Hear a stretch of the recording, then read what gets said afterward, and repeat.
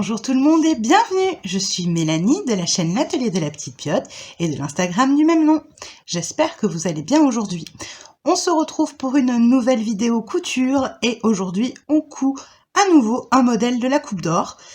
J'ai décidé de me mettre à fond dans la méthode, de tester un peu tous les styles. Donc récemment je vous ai montré une chemise qui était assez complète, qui s'est très bien déroulée et dont je suis hyper satisfaite. D'ailleurs j'en ai recousu une d'affilée juste après. Là on va partir sur un pantalon parce que eh bien j'avais pas encore testé de pantalon à part un pantalon de pyjama.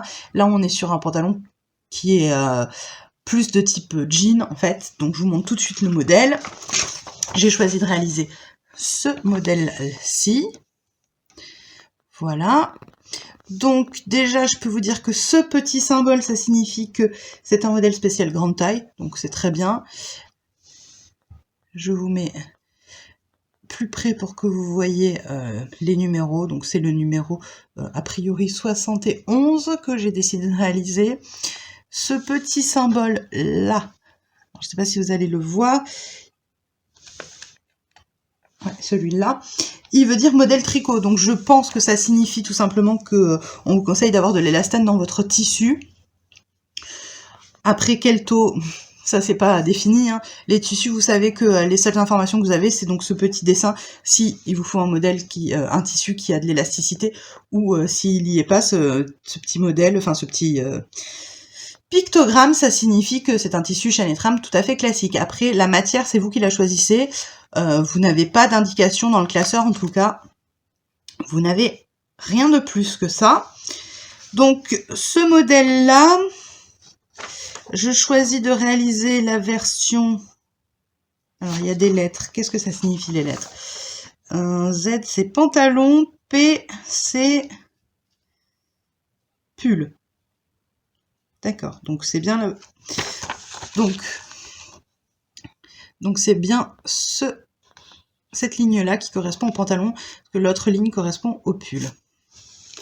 Je me suis pris avec moi la fiche, où vous avez les explications des signes qui sont mis sur les petits patrons, sur les feuilles.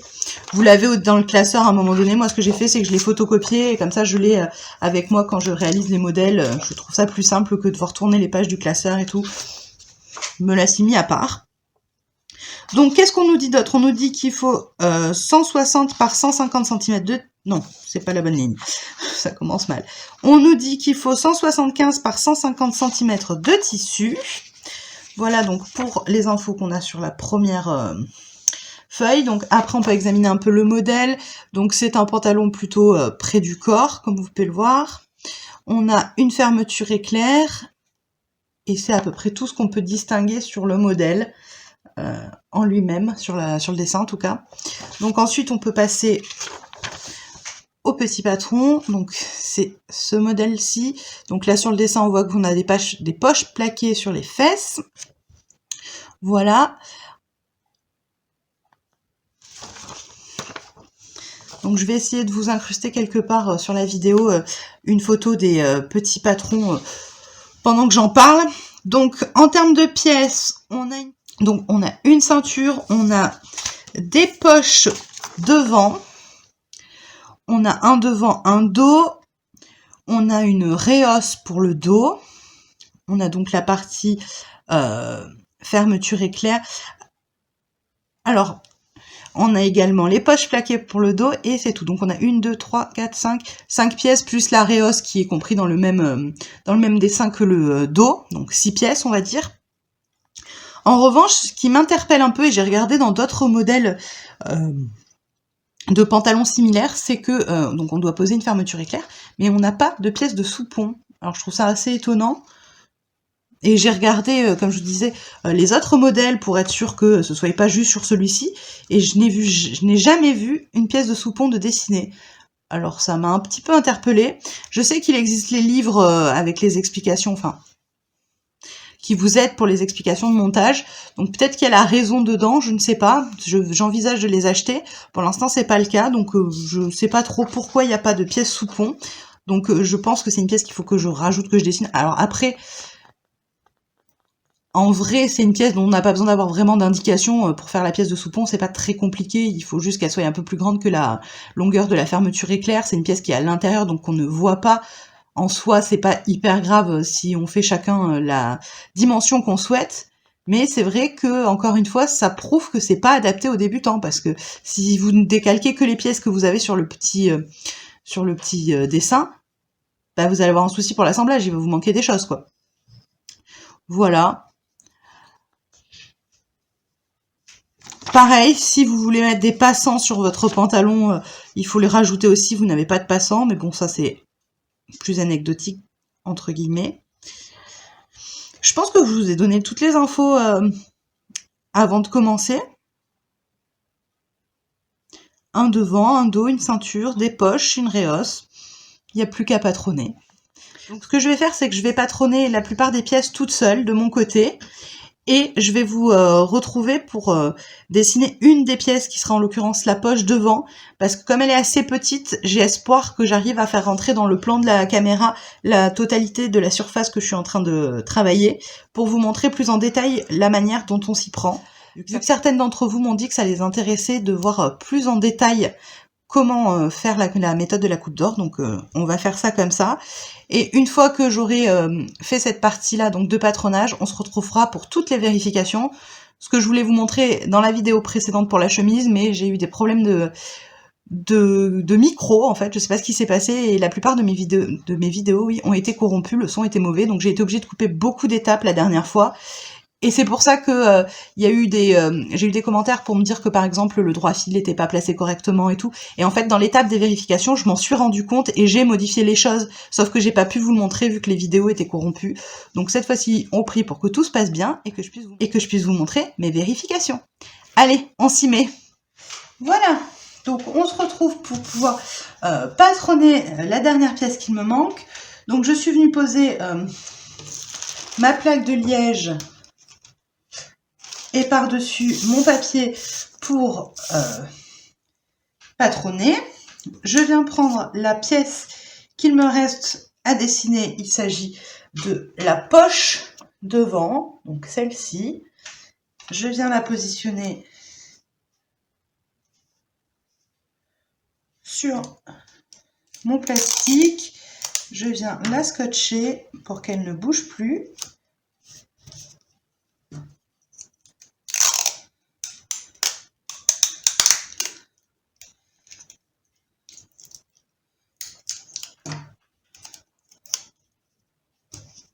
Comme ceci. Maintenant, je vais venir épingler donc au centre de la croix ici mon mètre. Donc je choisis mon tour de hanche pour mesure. Donc en l'occurrence, j'ai choisi 126 pour toutes mes pièces de patron et je viens épingler au centre de ma croix. Voilà. Une fois que c'est fait, on est prêt à commencer. Donc, je vais venir m'aligner avec les petites mesures que j'ai sur mon petit patron et je vais venir tracer des points. Donc, je prends le premier qui vient. Donc là, j'en ai deux qui sont a priori alignés. Un à 15,5 et un à 20. Donc, je me positionne correctement et je viens faire un trait, enfin un point à 15,5 et un autre à 20. Je décale un petit peu et je tombe sur 28. Donc, pareil, je m'aligne bien et je viens faire un point à 28. Je décale et je trouve en 10,5.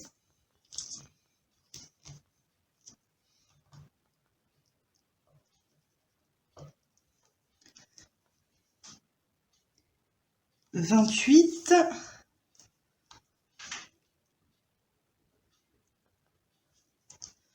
On continue, 22,5. Donc quand je commence à faire des points en utilisant par exemple là le côté qui est le plus vers moi, je ne me mets pas à tracer les points avec l'autre côté. Je continue tout le temps en étant du même côté que j'ai choisi au départ. Hein. Donc je tourne, là j'en ai un à 20.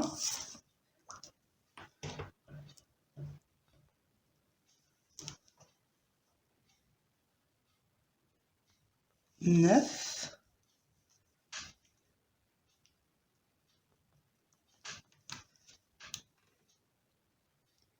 31 et demi.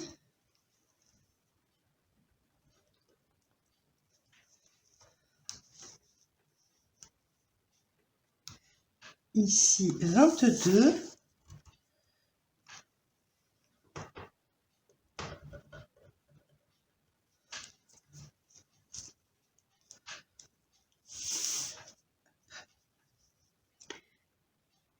Onze.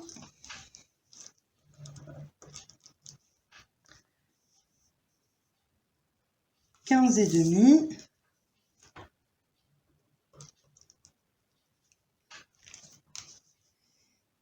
Et j'ai terminé tous les points à tracer. Donc je peux enlever mon épingle et ranger mon mètre. Je n'en ai plus besoin. La suite, ça va être de venir relier tous les points pour donner la forme la plus ressemblante au dessin qu'on a. Donc je peux également enlever ma plaque de liège, elle n'est plus nécessaire, et comme ça moi je suis à plat.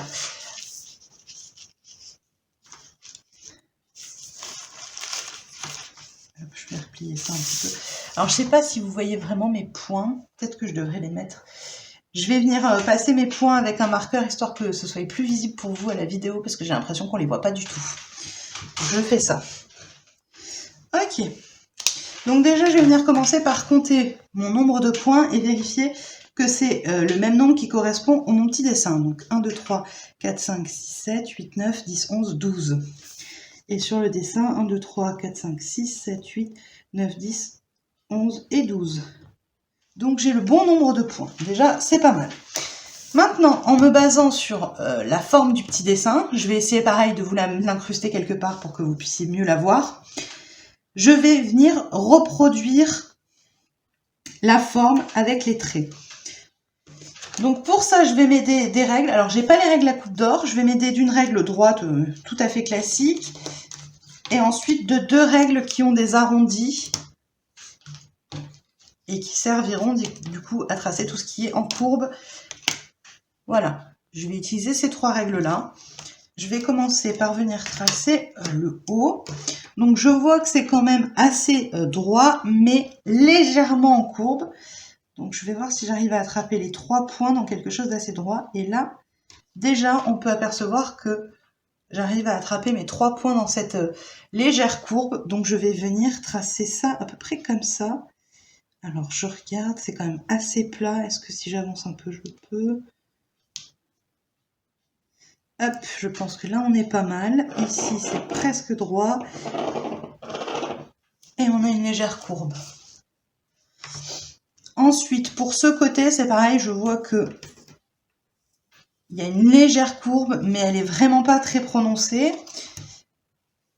Donc on va voir ce qu'on peut faire. Est-ce que si je mets ça comme ça, là j'en ai que 2.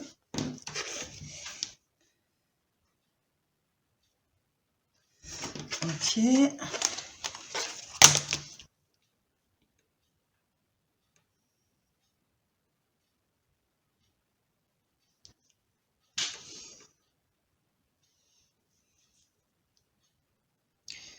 Et je pense que ce que je vais faire, c'est carrément dire qu'il y a limite un décroché. Donc je vais plutôt venir voir pour faire 2 points ensemble. Et les 2 suivants ensemble, comme ceci. Ouais, je pense que c'est pas mal comme ça. Ensuite, ici, je vais avoir tout un arrondi qui va revenir un peu droit par ici.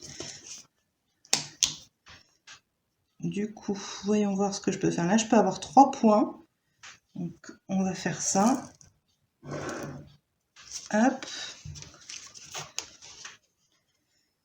Ici, ça vient tourner pas mal quand même. Donc, qu'est-ce que je peux faire?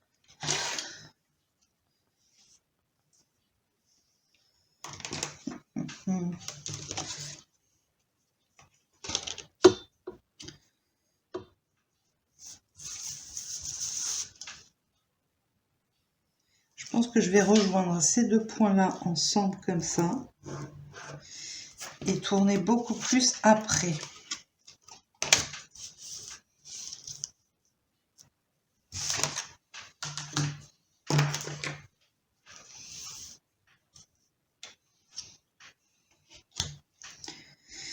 Qu'est-ce que je peux faire? Ça comme ça.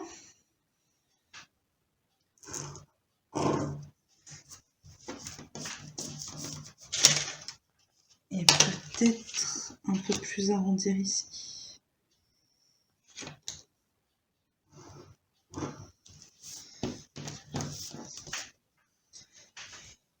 Donc moi, je m'y reprends à plusieurs fois pour essayer d'avoir la forme la plus parfaite. Donc là, vous voyez, mon premier trait était un peu trop droit.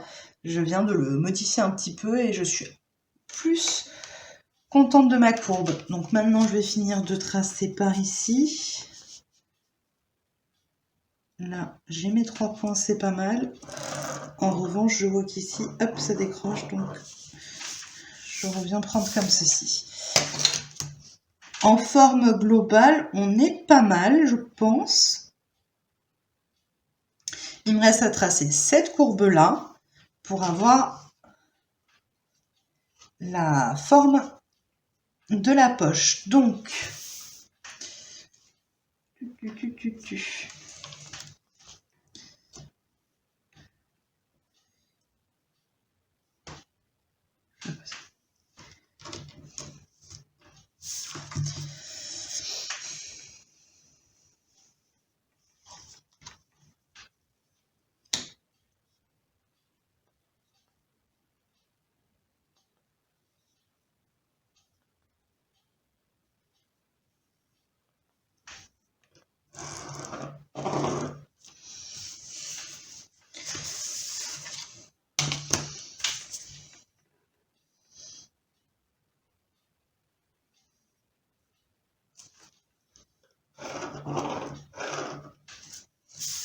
je pense que comme ça, on est plutôt bien. Donc là, j'ai dessiné la forme de ma poche. Maintenant, je vais venir reporter sur tout ça les indications que j'ai. Donc, il y a des lettres. Donc ici, je peux apercevoir un D dans l'angle qui va me servir au montage, en fait, à savoir que ça va se monter avec l'autre pièce qui aura un D. Sachant que le D signifie... Alors, dans la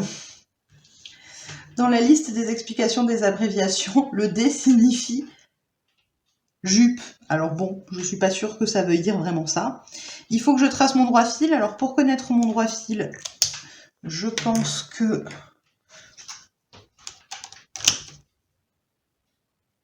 je dois être perpendiculaire à ces deux points.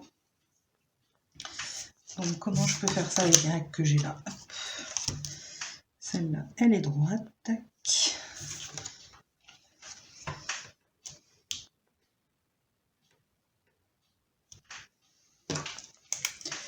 Vu que ça, c'est le haut de la poche, c'est la ligne de ceinture. Ouais.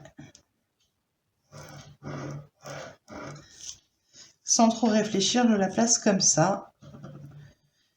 On verra dans les vérifications si je pense que je me suis plantée ou pas, mais ça m'a l'air plutôt cohérent à première vue. Voilà pour ça. Alors ensuite, sur cette partie-là, elle est hachurée. Le fait que ce soit hachuré, on nous dit que ça veut dire par monture. Alors là, en l'occurrence, j'ai les gros doutes sur le fait que ça veuille vraiment dire ça.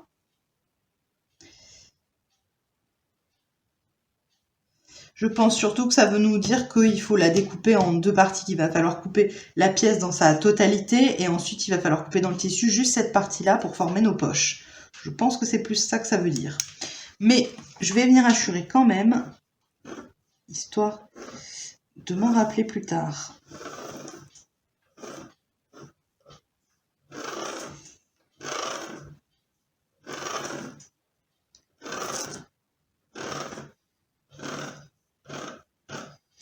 Voilà.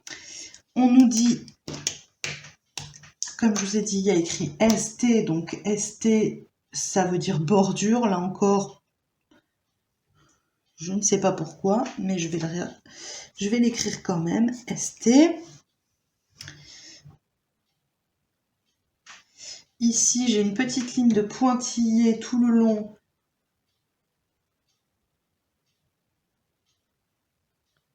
Qui veut dire surpiqué. Je vais venir me la matérialiser également, même si en soi, j'en ai pas vraiment beaucoup l'utilité. Mais là, je reporte toutes les infos que j'ai sur le petit patron, en fait. Hein.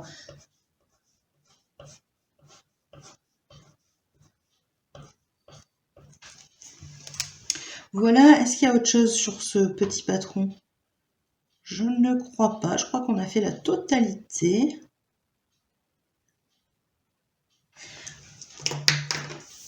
Donc là, pour pouvoir décalquer reproduire la pièce, mon petit patron était en dehors de la pièce, plus bas. Ce que je vais faire, c'est que je vais venir le décrocher, je vais venir le coller sur la pièce pour pouvoir le garder, parce que quand je vais rajouter mes marges de couture et que je vais rajouter tout ce que j'ai besoin, je l'aurai plus. Donc pour savoir quelle pièce c'est, je préfère enlever et déplacer dessus.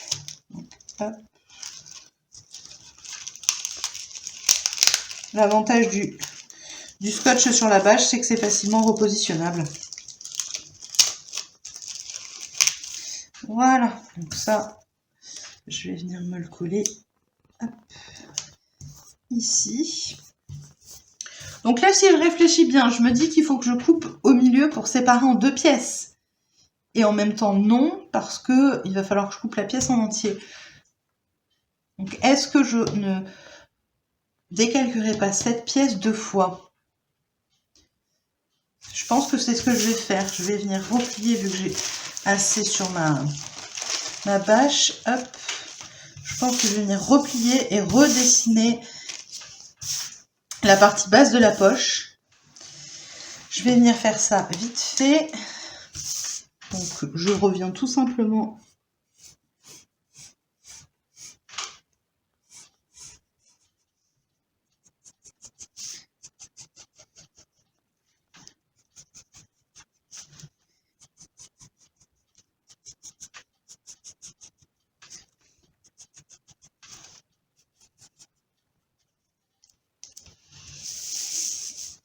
Voilà.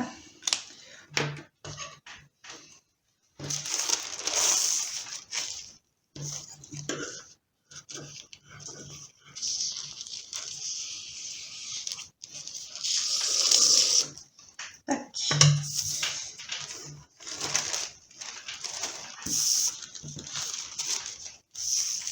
Comme ça, je me retrouve maintenant avec ma pièce à découper en totalité et juste la deuxième partie de la poche.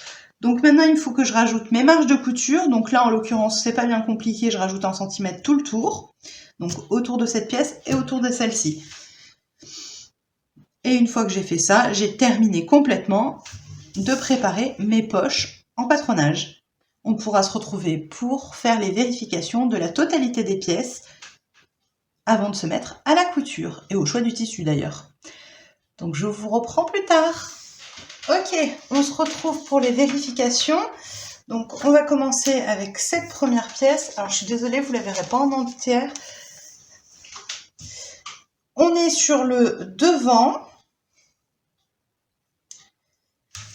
Donc on voit que j'ai déjà retracé mon droit fil qui n'était pas tout à fait où il fallait. Je vérifie, la forme a l'air plutôt cohérente. Ici j'ai mon emplacement pour ma poche avec mon ouverture. Je vais venir prendre un papier pour pouvoir me noter mes mesures pour faire mes vérifications de passage, pour être sûr que je passe dans le vêtement. Donc, hop.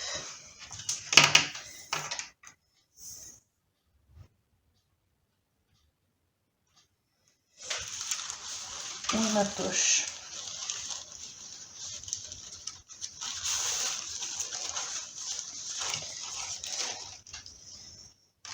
Je vais venir aussi voir la cohérence pour mes poches.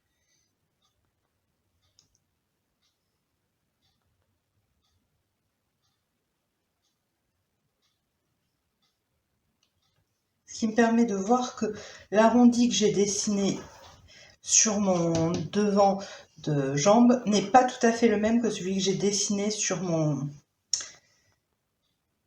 ma poche. Mais alors de pas beaucoup. Je sais pas si ça a un intérêt de le redessiner plus ou pas. Bon, ici sur cette pièce, je sais que ça n'a aucun intérêt, mais sur ma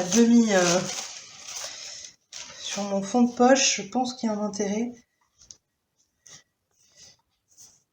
Ah oui, encore qu'avec la largeur de mes traits, on est plutôt pas mal. Ce serait plus comme ça. Ok. Donc je pose ma poche pour avoir la totalité de ma pièce, c'est-à-dire qu'elle soit fermée en fait. Hop, comme ceci, pour pouvoir mesurer ici, juste avant la ceinture.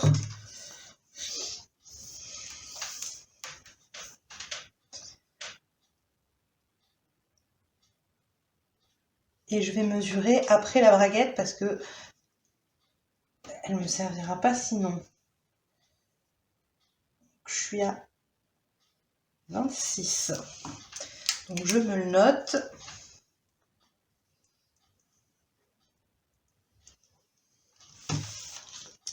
Donc j'ai rajouté mes marges de couture partout.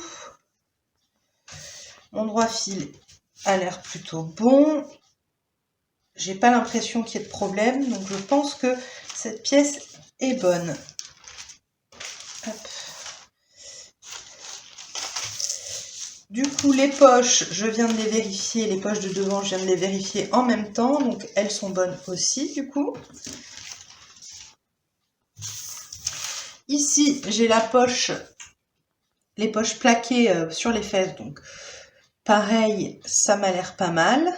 J'ai rajouté 2 cm au-dessus de la pièce sur le haut pour pouvoir la retourner et faire mon ourlet pour l'ouverture.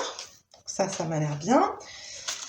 Ensuite, là, j'ai la ceinture. Alors, la ceinture, pas très compliquée parce qu'on n'avait pas besoin de la règle, enfin du mètre de la méthode pour pouvoir la tracer. Il suffisait de tracer un rectangle de 4 cm par environ 98. Donc, c'est ce que j'ai fait. Donc, pas de difficulté sur cette pièce non plus. Et enfin, on va passer à la dernière partie qui est le dos.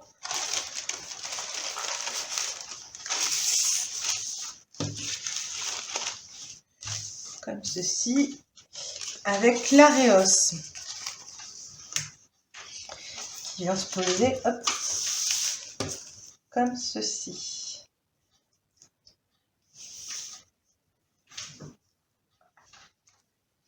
Ok, je vais venir mesurer la longueur de la pièce réhausse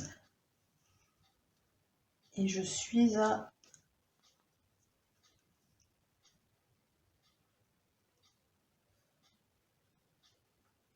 29. Ok, mon droit fil a l'air bien placé. Ça m'a l'air pas mal. Donc je vais venir faire mon petit calcul pour vérifier que je passe bien dans le pantalon.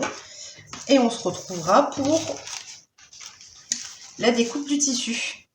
Sur ce modèle-là, sur le pantalon, j'ai pas trop de vérification à faire. En tout cas, je ne sais pas celle que je pourrais faire en plus que celle-là. Si vous êtes aguerri à la méthode de la coupe d'or et que vous faites des vérifications avant de couper le tissu pour vérifier que vous passez dans le vêtement ou autre, n'hésitez pas à me dire en commentaire quelles sont les vérifications que vous faites. Ça m'intéresse beaucoup pour m'améliorer. Allez, je fais mes petits calculs et je vous reprends pour la suite.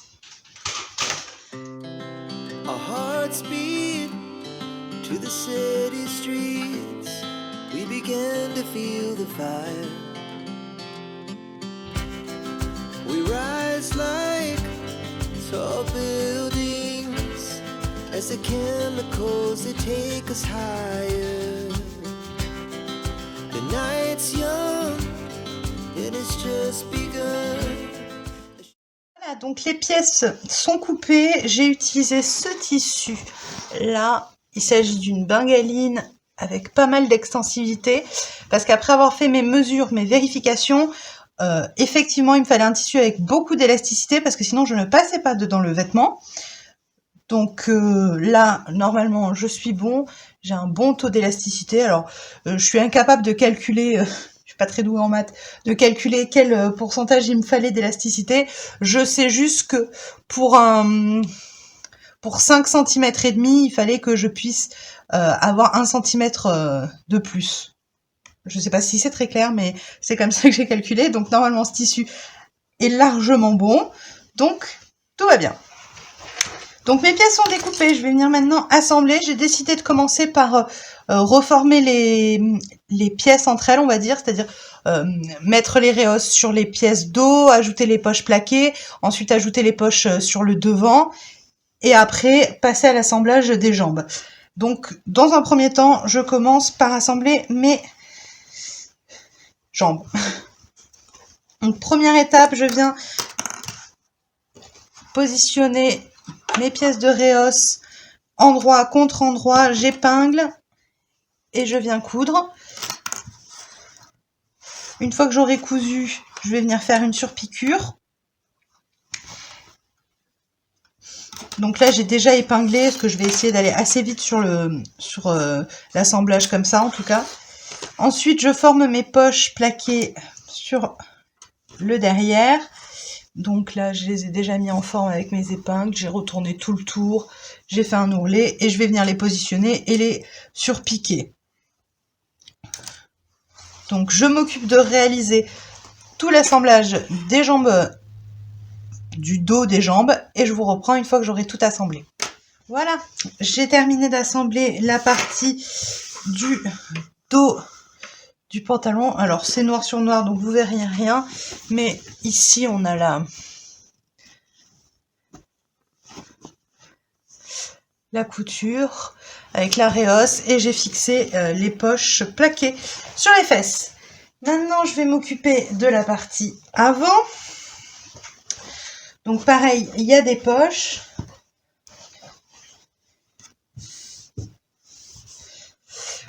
Donc je suis déjà venue prendre mon fond de poche et mon devant de poche. Je les ai positionnés endroit contre endroit. Donc moi je vais avoir l'endroit de ma viscose, en l'occurrence, la même que je porte, c'est une chute, vers l'intérieur. Donc je les ai mis dans ce sens-là. Je suis venue surjeter tout l'arrondi. Et maintenant je vais venir rattacher la poche à mon devant de pantalon. Hop.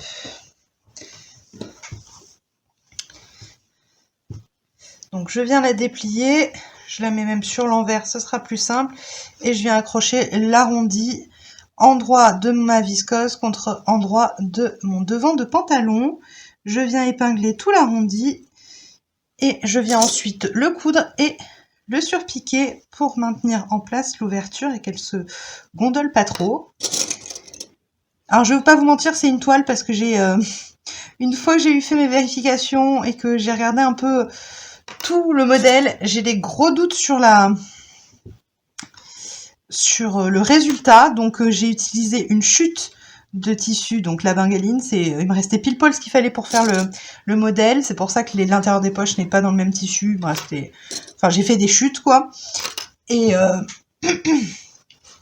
c'est vraiment une toile parce que j'ai vraiment de sérieux doutes sur le résultat final, notamment avec la pose de la braguette. Je sais pas. Sur un tissu avec autant d'extensibilité, je sais pas trop ce que ça va donner. Encore une fois, il n'y avait pas la pièce de soupon. Enfin, je sais pas, je trouve ça un peu bizarre. La pièce de ceinture, par exemple, j'ai réalisé ensuite que elle n'est pas à tracer avec le mètre ruban. Elle est... les mesures sont données. Et en fait, c'est là où je me suis dit, mais il y a un souci. La mesure donnée, c'est la même pour toutes les tailles. En l'occurrence, là, on nous dit qu'il faut qu'elle fasse 4 cm de large par environ 98 cm. Mais c'est très vaste, 98 cm. Si on prend une mesure d'une petite taille ou d'une grande taille, c'est pas du tout la même chose.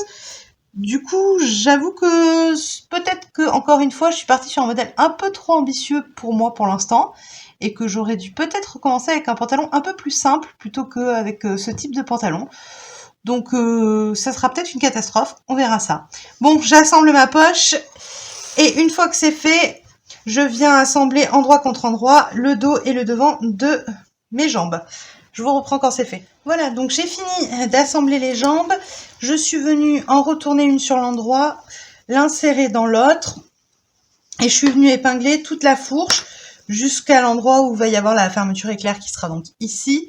Donc j'ai mis des pinces quand même pour maintenir en place. Je vais venir coudre toute la partie arrière en laissant détacher la partie où il y aura la fermeture éclair. Ensuite, je vais venir poser la fermeture éclair. Alors, comme c'est pas hyper évident qu'il faut que je réfléchisse un peu à comment je vais faire ça de mon côté et je vous retrouverai une fois que je l'aurai fait. Ce que je peux vous montrer, c'est que je vais mettre ce zip métallique là. C'est un zip pour pantalon, donc je ne sais pas combien il mesure. «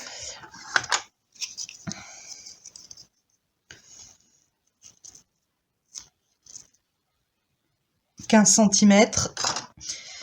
Et je suis venue me faire un soupon, donc avec un bout de tissu, une chute encore une fois. Je pense que la forme est à peu près bonne. J'ai fait en sorte que ce soit plus large que ma fermeture éclair et un tout petit peu plus long. Et donc j'ai fait quelque chose de rectangle avec un fond biseauté. Donc je vais venir faire ça, enfin je vais essayer de monter ça. Et si tout se passe bien, on se retrouve pour monter la ceinture. Sinon, on se retrouve pour un point galère totale. Allez, je me lance. Ok, alors je viens de faire le montage de ma braguette. Donc vous voyez sur l'envers, on en est là. Elle est ici. J'ai des fils qui traînent à peu près partout. Et je me suis dit que j'allais vous reprendre pour découdre. Eh bien, sur l'endroit, vous savez, j'ai fait une couture de bâti avant de venir poser ma braguette. Donc du coup, je me suis dit que pour voir le résultat final, eh bien, j'allais le faire avec vous. Vous voyez, ici, c'est j'ai cousu toute la première partie. Donc, je vais venir passer le découvite ici pour découdre. Et normalement, si tout va bien, ça devrait être parfait. Sinon, c'est la galère qui commence. Alors, déjà, il me faut un découvite. Première des choses.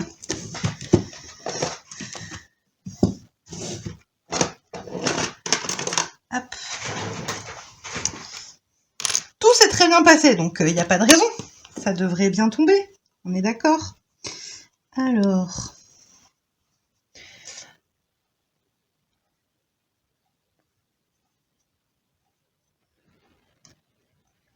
c'est parti. Ah, déjà, on voit le zip. Je vais y aller quand même doucement parce que j'ai pas envie de faire un trou. Si c'est bien monté, ce serait dommage quand même.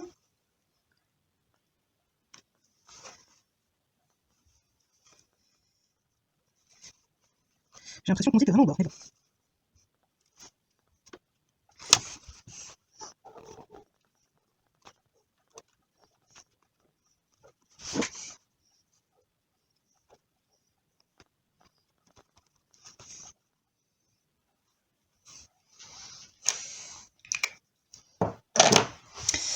Alors, qu'est-ce que ça donne?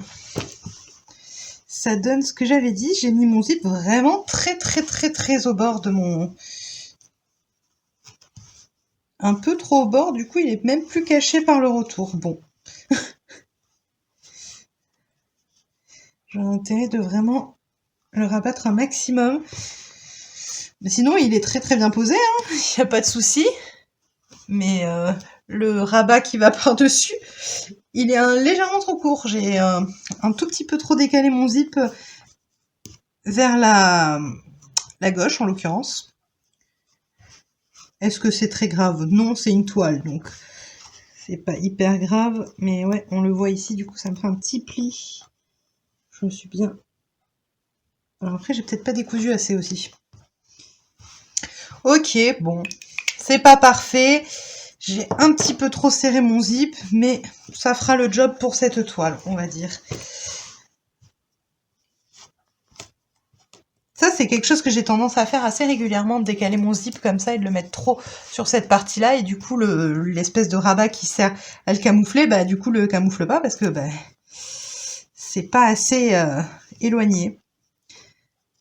Oh, c'est pas de beaucoup parce que, vous voyez, si je fais ça, on le voit plus. Donc ça devrait aller, on verra, on va voir avec la ceinture. Ok, bon bah ça commence à ressembler à quelque chose là. Il me reste à fixer la ceinture dessus. Je vous ai pas dit, mais j'ai entoilé aucune pièce parce que, encore une fois, mon tissu il est extensible. Alors, je sais que j'ai besoin de l'élasticité du tissu, donc si j'entoile, ça me paraît un peu pas très cohérent. Du coup, pour ma ceinture, ce que je vous disais, c'est que la pièce est quand même pas hyper grande par rapport au tour du pantalon. Donc, je sais déjà qu'il faut que j'étire la ceinture, parce que sinon, ça ne fera pas le tour. Si je vous montre vite fait comme ça, vous voyez, c'est clairement pas assez long. Ça s'arrête ici, d'ici à ici, il manque du tissu. Donc, il faut bien que je l'étire. Alors, je vais venir commencer par former... Ouais, je vais venir former les angles. Donc, je vais plier ma ceinture endroit contre endroit. Comme ça. Hop. Je viens épingler. Je fais la même chose des deux côtés en faisant attention de ne pas vriller la pièce. Hop. Comme ceci. Je vais venir coudre ici et ensuite retourner. Comme ça, j'aurai les bordures qui seront formées parfaitement. Donc, je viens faire ça. Voilà, donc je suis venue coudre les petits côtés. Comme je vous ai dit, je viens dégarnir l'angle pour pouvoir retourner plus facilement. Hop. Je retourne. Je forme bien mes angles. Tac.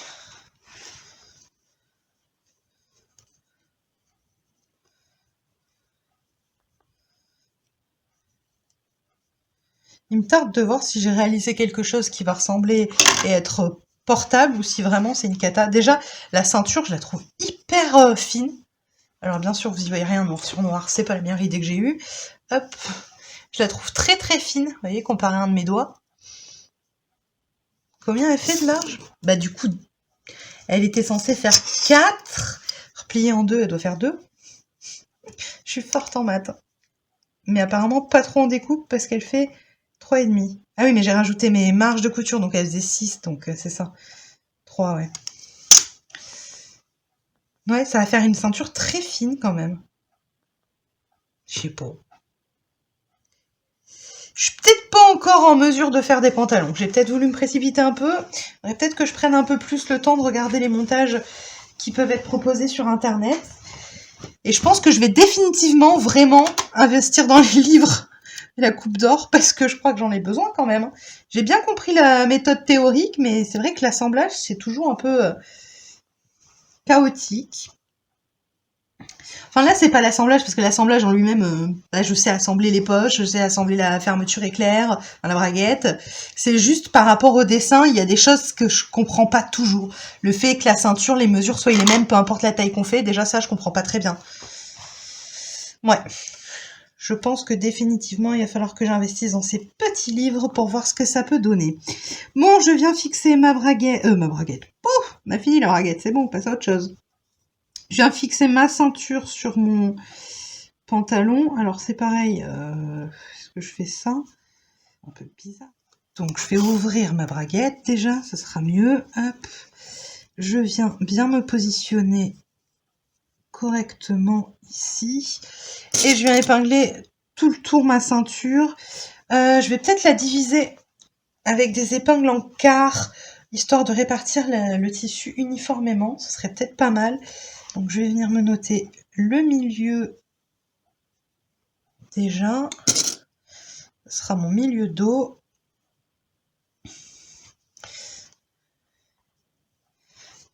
Tac. Là, on sera sur un côté. Et ici, l'autre côté. Allez, je viens épingler tout ça. C'est pas bien compliqué normalement, vu que la ceinture est plus petite. Et ensuite, je vais venir le coudre et surpiquer. Et il me restera plus qu'à faire les ourlets. Et le modèle sera terminé. On pourra voir si c'est une réussite ou une cata. Je suis pas encore... je sais pas trop encore en quoi en penser en fait. Hein. Finalement, ça s'est mieux passé que ce que j'avais peur. J'avais vraiment peur que ce soit une grosse cata. Finalement, j'ai l'impression que ça va être portable. Après, est-ce que ça va être portable vraiment ou est-ce que c'est bien pour aller faire de la peinture? On va voir ça à la fin. Allez, je monte la ceinture et je vous retrouve une fois que j'ai terminé la ceinture et les ourlets, tant qu'à faire. Je vous retrouve pour la conclusion et l'essayage. Alors, je vous reprends une dernière fois, je pense, du coup. J'allais passer à poser le bouton et à faire les ourlets sur le pantalon et je me suis dit essaye-le quand même parce que comme j'avais beaucoup de doutes sur cette réalisation, je me suis dit essaye-le, voir ce que ça donne. Et j'ai bien fait parce que du coup, je me suis arrêtée là et je pense que je ne vais pas continuer tout simplement parce que ça ne va pas du tout. Je vous montre ça. Donc comme prévu, bon, mon zip est mal posé mais ça c'est pas très grave, c'est tout l'intérêt de faire une toile dès le départ. En revanche, le problème, et encore ça se verra pas de fou parce que c'est noir et que voilà, mais il m'est 3 fois trop grand. Alors le tissu est extensible, mais en toute honnêteté, il est même pas tendu là. J'ai vraiment, je sais pas si vous voyez, mais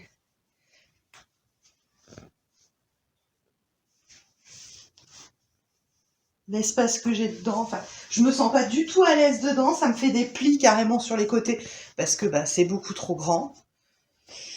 Et d'ailleurs je le perds, il tombe, mais bon, j'ai pas le bouton à la limite.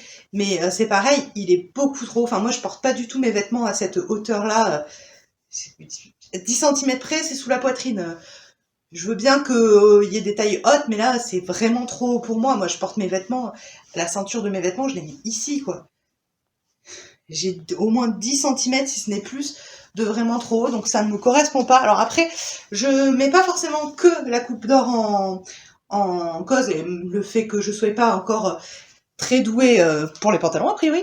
Je sais que j'ai eu le problème avec d'autres pantalons, d'autres marques, où effectivement, le haut de la ceinture m'arrive très souvent juste en dessous de la poitrine. Ça vient de ma morphologie à moi aussi, je sais que j'ai pas en fait de hauteur de buste très haute. Je l'ai eu sur les sous-vêtements aussi, taille haute, ça m'arrive ici, ça fait presque un body, donc je sais que ça vient de moi et j'ai pas du tout pensé à ce détail quand j'ai voulu me lancer dans un pantalon. Je sais pas pourquoi, j'en fais pas beaucoup pour moi et du coup c'est vrai que ça m'a pas traversé l'idée de vérifier ça en hauteur et ça me servira de leçon parce que du coup bah, ce pantalon je vais clairement pas le mettre. Alors au-delà de l'histoire de la hauteur qui bon n'est pas une coupe que moi j'apprécie mais ça à la limite j'aurais pu faire avec, mais vraiment. Et là, dites-vous bien que j'étire pas le tissu, parce que si j'étire le tissu, voilà ce que ça donne. On peut... mais juste comme ça, en fait, c'est vraiment... Alors, pour le coup, est-ce que c'est parce que j'ai pris un tissu élastiqué et qu'il est trop... il se détend trop? Je sais pas. Question de hauteur de hauteur sur le buste, ça, c'est moi. J'aurais dû le savoir et j'aurais dû faire des modifications en conséquence, donc là-dessus pas de souci. En revanche, la taille du pantalon, vraiment, c'est même pas faire des ajustements, parce qu'en plus, hop, si je prends mon classeur la coupe d'or, on voit bien que le modèle que j'ai fait c'est celui-ci, on voit bien que c'est une coupe près du corps, slim limite j'ai envie de vous dire, c'est vraiment collé. Et alors, moi, que ce soit au niveau d'ici, qui est très large, mais même au niveau des chevilles et tout, on est sur une coupe droite pour moi, on n'est pas du tout sur quelque chose de fité à la jambe, hein, alors pas du tout. Je sais pas si je peux vous montrer, il faudrait que je m'en occupe beaucoup. Je sais pas si vous allez voir, mais on voit bien que, bon, il est trop long parce que je suis petite, mais au-delà de ça, c'est trop large, quoi. Donc, voilà, encore une fois, tout l'intérêt de faire des toiles. J'avais quand même bien senti le vent tourner et j'ai bien fait d'utiliser des chutes de tissu et pas un tissu qui me plaisait particulièrement pour faire ce pantalon parce que bah, je le mettrais pas. Clairement, je suis pas du tout à l'aise, mais alors vraiment pas. Ça aurait pu, mais là, il faudrait que je reprenne de partout et je pense que je vais trop modifier la coupe et ce sera n'importe quoi. Regarde-moi ça.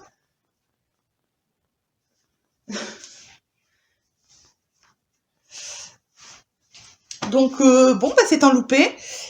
Du coup, je vais me laisser ici pour cette réalisation.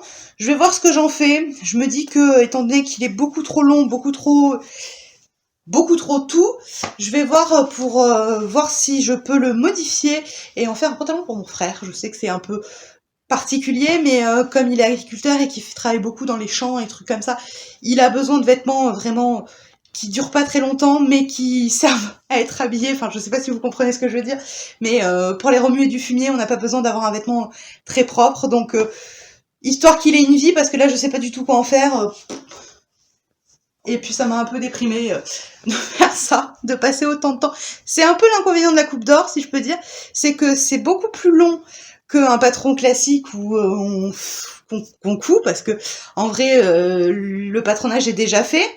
Et c'est vrai que quand on se foire à ce point-là, ben, ça fout la rage quand même. Hein. Alors déjà que ça fout la rage quand c'est un patron classique, mais là j'avoue que j'avais pris du temps pour faire ce patron, pour réfléchir, la braguette et tout. Alors oui, elle est pas au point, elle est un peu trop centrée, le rabat ne va pas dessus, mais bon, à la limite c'est pas très grave. Mais vraiment, je suis... Quand je pense que quand j'ai commencé la vidéo, quand j'ai fait mes vérifications, je me dis oui, j'ai pris un tissu avec de l'élasticité parce que je passe pas dans le patron sinon.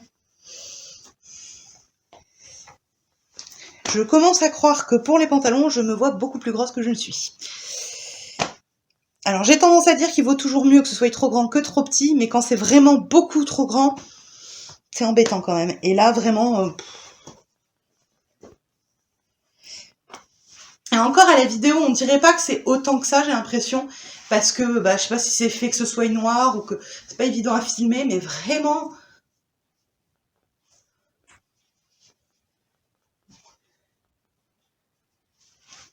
C'est... Je sais pas quoi dire. Ça arrive. C'était peut-être un peu trop ambitieux de me lancer dans un pantalon pour l'instant. Ou en tout cas un pantalon... je sais pas. Je sais que pour moi, c'est compliqué de faire des pantalons déjà classiques. Parce que comme je vous dis, j'ai ce souci de hauteur, de fourche d'entrejambe, de je sais pas comment on appelle cette hauteur-là, qui vraiment, moi je mets... J'ai pas une hauteur de buste très longue, et donc du coup, oui, je porte pas mes pantalons aussi haut. Alors, il y a peut-être des gens qui le font, mais moi non. Je porte vraiment mon pantalon, il faut qu'il m'arrive ici. Je veux dire, mon nombril, il est là... un peu au-dessus, mais pas à 10 cm de plus, quoi. Sinon, vraiment, je mets des bretelles et ça fait une salopette. Donc, peut-être essayer plutôt de voir un patron autre que la coupe d'or pour réussir à me faire un pantalon un peu élaboré et du coup trouver quelle hauteur il me faut et avoir une référence avant de repasser sur un modèle de la coupe d'or pour les pantalons en tout cas. Je sais pas trop, donc je pense que dans les semaines à venir, vous allez avoir pas mal de vidéos sur des pantalons. La recherche du pantalon qui me va. Voilà, donc je vais m'arrêter maintenant pour cette vidéo. J'espère qu'elle vous aura quand même plu. C'est ça aussi, la vie de la couture. On fait des erreurs, on se loupe. C'est comme ça qu'on apprend et qu'on évite de refaire trop souvent la même erreur.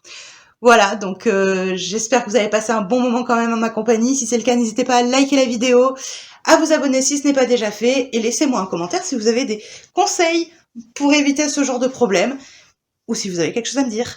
À la semaine prochaine!